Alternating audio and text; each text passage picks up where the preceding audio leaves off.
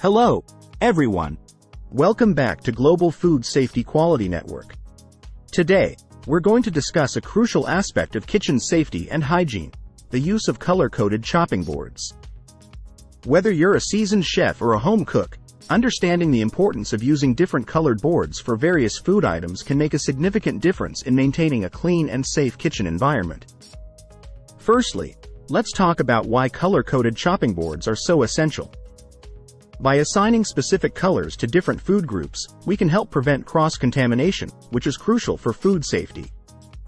The red chopping board is typically designated for raw meat.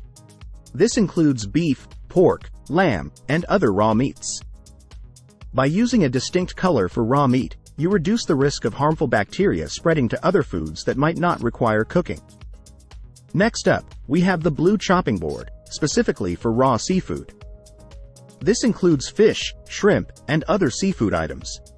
Keeping seafood separate from other foods helps maintain the freshness and flavor, as well as preventing potential allergic reactions. The green chopping board is for chopping sanitized vegetables and fruits. Using a separate board for these items ensures that your fresh produce remains free from any contamination that might come from raw meat or seafood. Moving on to the yellow chopping board, which is reserved for raw poultry such as chicken and turkey.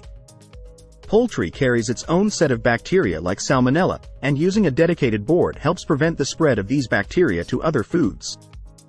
Last but not least, we have the white chopping board, which is designated for dairy and bakery items. This includes cheese, bread, and other dairy products. Keeping these items separate ensures that they maintain their original flavors and textures. In conclusion, using color-coded chopping boards is a simple yet effective way to enhance kitchen safety and hygiene. By implementing this system, you reduce the risk of foodborne illnesses and create a clean and organized cooking environment. If you found this information helpful, don't forget to give us a thumbs up, subscribe to our channel, and share this video with your fellow cooks. Until next time, happy cooking! Thank you for joining us today on Global Food Safety and Quality Network. If you have any questions or topics you'd like us to cover in future videos, feel free to leave a comment below.